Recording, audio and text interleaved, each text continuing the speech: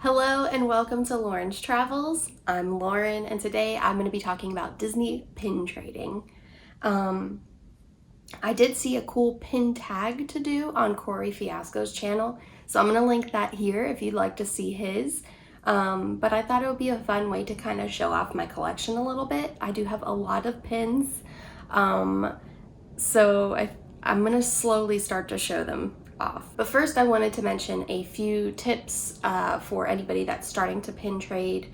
I think it's really important to know a few things, so let's start with those first. The first thing is how to spot a fake pin. Unfortunately, there are a lot of fake pins out there. Usually on eBay or other sites, somebody will sell pins and like 50 pins for $10. Usually those are fake, and a good way to spot a fake is it will have discoloration. Sometimes there's no pupils on the characters, and another way to tell is if there's any sharp edges on the sides. That's a good way to tell if a pin is fake. For me, I love Nana. She's one of my collections, and I'm keeping this fake until I find the real one and then throwing away the fake. I know that it kind of feels like throwing away money, especially if you bought a pin and you traded it and got a fake in the end. But I think the less fakes there are out there, the better. So try to throw away fakes if you can. A good way to get cheap, authentic pins is to go to the outlets. Sometimes you can find pins for $1 or $2 or, in that price range. And I think that's better than buying multiple bulk pins that are most likely fake for cheap. Just go for the authentic stuff. Another thing to know about pin trading is that you don't have to be any age to do it. You can be a child, you can be an adult, a teenager. There's no age limit. That's one thing I really like about Disney pin trading is that you don't have to be a certain age to do it. Anyone can do it. However, cast members sometimes have these little green square-shaped lanyards, and those are for children only to trade. So if you see one of those, just keep that in mind, for kids only. Another thing to know about Disney pin trading is that there are several different kinds of pins. The most common is what's called open edition. So those are pins that you can go almost any day of the week and find at Disney and purchase them. Limited edition is of course limited. There's only a certain quantity that is put out for that pin, and once it's gone, it's gone. And then there's also limited release where they'll put out so many of a pin, but they don't really say how many. And those are also pretty fun and rare to get as well. And then there's other pins like cast member exclusive, which are only sold to cast members. The only way that you can get them is that if someone else is reselling them or trading them, but usually cast member exclusive are pretty hard to find unless you have a cast member friend that can help you out. And there's also Walt Disney Imagineering pins, which I will show you one later in this video. Another kind of pin that I forgot to mention is fantasy pins like this one. Not necessarily made by Disney. You can't trade them in the parks, but they're fun to have for your collections.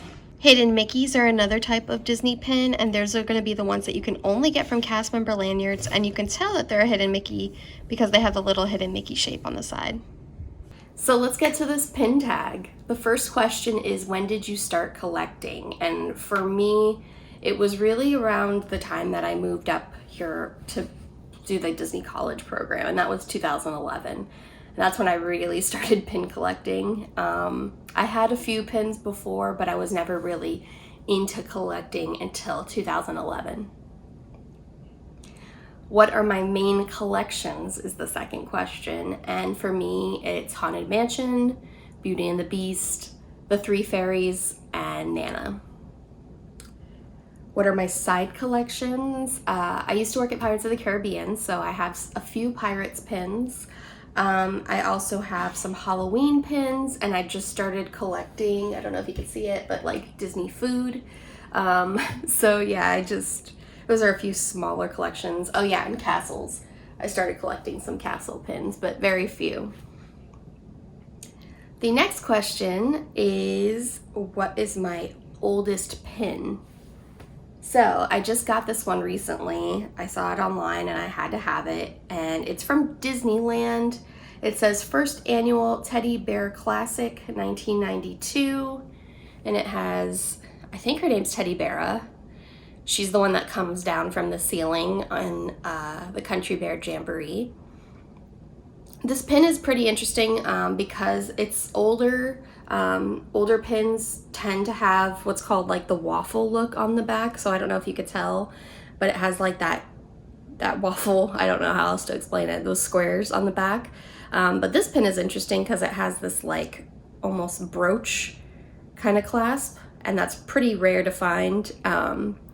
But I saw this pin online and I had to have it. Even if it's a little like off in coloring, I don't think it's a fake. I think it's just an older pin. So that's my oldest pin. The next question is, what is my newest pin purchase? And this is really easy because the last time I was at the parks, I rode Runaway Railway and I had to get a pin to celebrate. So this is my newest pin purchase. This is Mickey and Minnie's Runaway Railway Open Edition pin. And I like it. It's a pretty cute ride. If you haven't seen that video, I'll link it here so you can watch it. All right. And the next question is mystery pins. How do you feel about them? Mystery pins are the ones that you can buy in the boxes. It's usually like you get 1 or 2 pins out of the collection.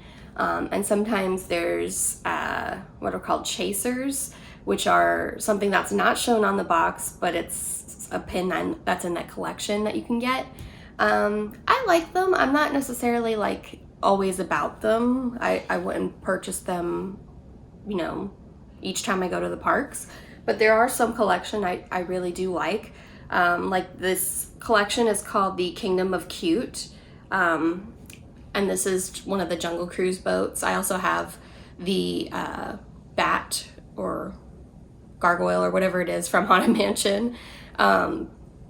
So yeah, there's some collections that I do like, but I don't go out of my way to purchase them necessarily unless it's for a special event like Mickey's Not So Scary or the Christmas parties. I like to know what I'm getting when I buy something, so I generally go for the more limited edition pins as opposed to the mystery boxes. The next question is my ultimate grail, and grail, for those who don't know, is like your dream pin, your number one pin that you would like spend quite a bit of money for. For me, it is this pin series that came out that had some of the Disney princes and princesses riding attractions, and Belle and Beast are on the Haunted Mansion, and I'll put a picture in here for you so you could see what it looks like. But that is my ultimate grail pin. I would pretty much pay more than I should on a pin for that pin because I really want it so badly. How many pins do I own is the next question, and honestly I have no idea. I want to say close to 350. I want to say 350 because I have quite a bit of traders too that I don't have in my collection, but I own them, so I have a lot. What is my favorite pin?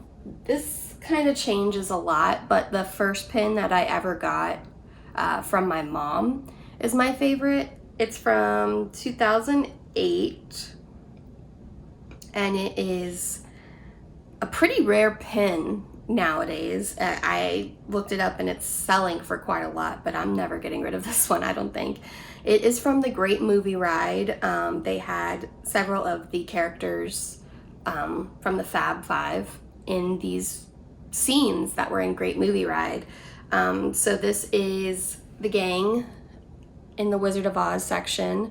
This pin is probably my favorite because it was before I started collecting pins, but my mom saw it and knew I would like it, and she was right. And I've kept it ever since, and it's staying with me because I love it so much. So yeah, this is my favorite pin. The next question is my weirdest pin. I don't know.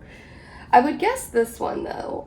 This is a Imagineer exclusive, and you could usually tell on the back, it has a little bit of rust or something, but it is Imagineer exclusive limited edition of 300.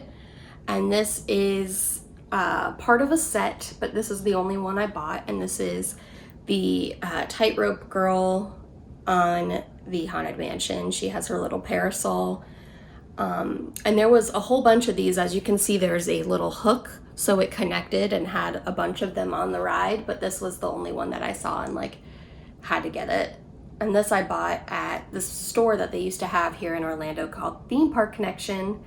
It's sadly no longer here, but I would find a lot of pins and older stuff from the parks in there, and I really miss that store, so rest in peace, Theme Park Connection. The next question is, what is the best pin I've found on a cast member lanyard? And I immediately thought of this pin. It is from the Disney store. They released a bunch of pins, one for each year, like what movie came out in that year. And it was like a countdown to the millennium before the year 2000. So this is from 1996, James and the Giant Peach. And it's very hard to find any James and the Giant Peach pins. I looked it up on PinPix, which, by the way, is a website that you can go and usually find out more information about a pin, like, is this real? Or what year did this come out? Other information like that.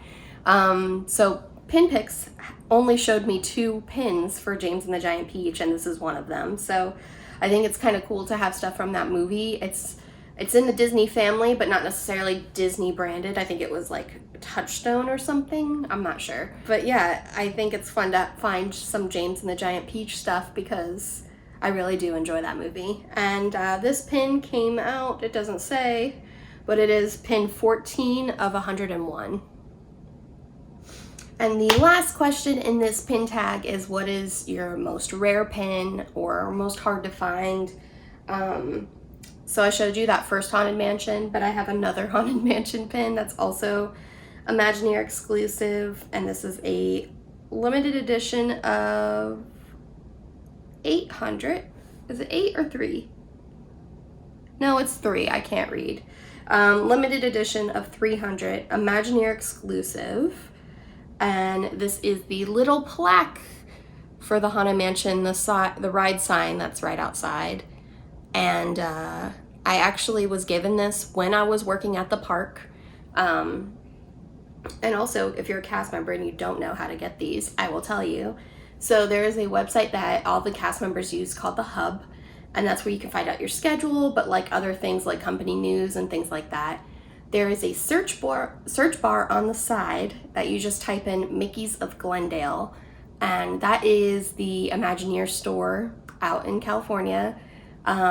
That if you're not in California, you can buy stuff from that store. As long as you're on company property, they'll allow you to make those purchases. So I mentioned to one of my friends, I really want this pin, but like at the moment I didn't have the money. We didn't get paid a lot working at Disney. So my friend went and surprised me and got me this pin, and I love it. It's one of my favorites. It's also my smallest pin in my collection, so that makes it kind of interesting in a way. And that is the Disney pin tag. I'm going to tag a few people to do this. Jackie over at Super Enthused. I want to see Jennifer and Eddie over at Ears Etc. And you, if you have any pins that you want to share, go ahead and share them. I'd love to see it. And make sure to tag me when you do. So let me know if you want to see more videos as far as my Disney pin collection. I would like to make more videos, but I think the Disney pin tags are a fun way to kind of show off individual pins. But if you're interested in seeing my full collections, please leave me a comment down below, and I'll see you next time on Lauren's Travels. Bye!